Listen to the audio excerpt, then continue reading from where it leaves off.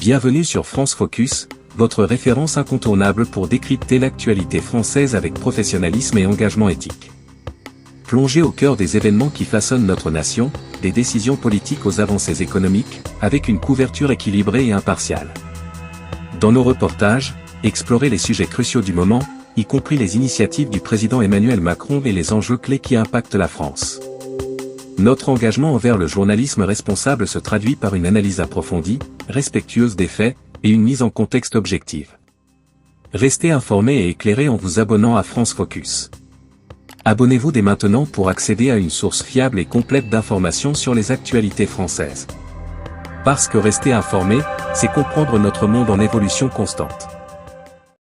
Liban, Emmanuel Macron appelle à prévenir un embrasement entre Israël et le Hezbollah. Le président français Emmanuel Macron a souligné mardi l'absolue nécessité de prévenir une escalade entre Israël et le Hezbollah au Liban, lors d'un entretien téléphonique avec le Premier ministre israélien Benjamin Netanyahou, a indiqué l'Élysée. Le président français Emmanuel Macron passe en revue les troupes qui participeront au défilé du 14 juillet, le 2 juillet 2024 à Paris. Un appel à la désescalade. Le président français Emmanuel Macron a insisté mardi 2 juillet sur l'absolue nécessité de prévenir un embrasement entre Israël et le mouvement islamiste Hezbollah au Liban, lors d'un entretien téléphonique avec le Premier ministre israélien Benjamin Netanyahou. Il a redit son extrême préoccupation quant à l'accroissement des tensions entre le Hezbollah et Israël le long de la ligne bleue et souligné l'absolue nécessité de prévenir un embrasement qui nuirait tant aux intérêts du Liban que d'Israël, et constituerait un développement particulièrement dangereux pour la stabilité régionale, a indiqué l'Élysée dans un communiqué.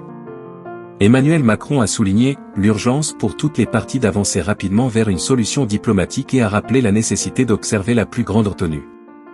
Les deux dirigeants ont évoqué les efforts diplomatiques en cours en ce sens, a ajouté la présidence française alors que l'émissaire du président américain Joe Biden, Amos Hochstein, est attendu mercredi à Paris. Amos Hochstein doit y rencontrer l'envoyé spécial français au Liban, Jean-Yves Le Drian, et la conseillère du président français chargée du Moyen-Orient. Casque bleu de la finule. L'Élysée s'active depuis des mois avec le ministère des Affaires étrangères pour éviter l'escalade entre le Liban et Israël.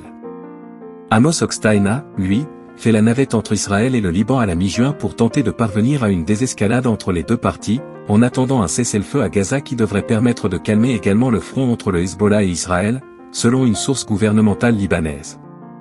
Le 7 octobre, l'armée israélienne a lancé une offensive de grande envergure dans la bande de Gaza en riposte à une attaque sanglante sans précédent menée le même jour par le mouvement islamiste Hamas dans le sud d'Israël à partir du territoire palestinien voisin. Emportez l'actualité internationale partout avec vous.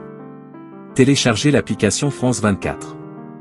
Au lendemain de cette attaque, le Hezbollah pro-iranien au Liban a ouvert un front avec Israël en soutien au Hamas, et depuis les échanges de tirs dans les zones frontalières sont presque quotidiens.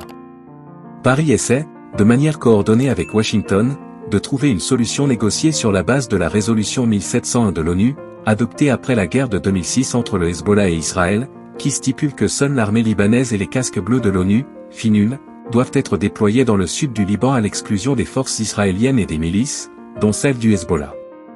La FINUL constitue un élément essentiel de cette solution et sa sécurité comme sa liberté d'action doivent être préservées, souligne l'Élysée.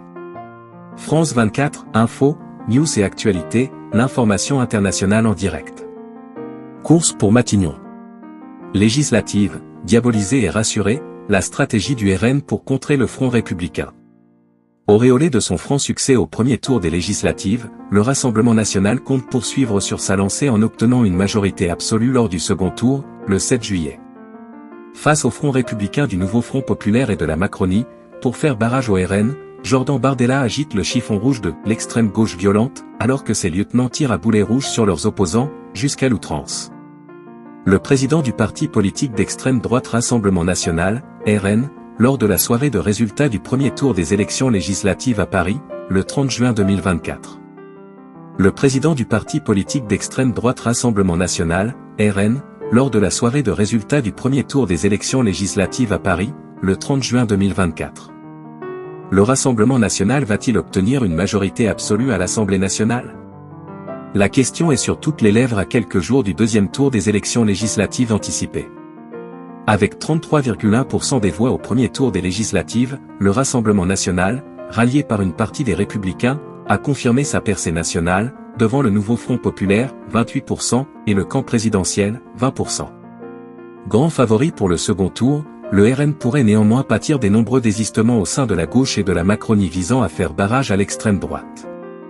Bien décidé à parer cette menace, le Rassemblement national poursuit sur sa lancée, se posant en seul défenseur de la démocratie et du peuple face au chaos de l'extrême gauche. Le chiffon rouge Mélenchon. Invité lundi soir sur TF1, Jordan Bardella, guindé et sourire franc, affecte la surprise lorsque Gilles Boulot l'interroge sur la stratégie de ses adversaires pour faire barrage au RN. Il s'agit d'une alliance un peu contre nature entre M. Mélenchon et Emmanuel Macron qui est très surprenante, affirme-t-il, fustigeant un président de la République venant au secours d'une mouvance d'extrême gauche violente.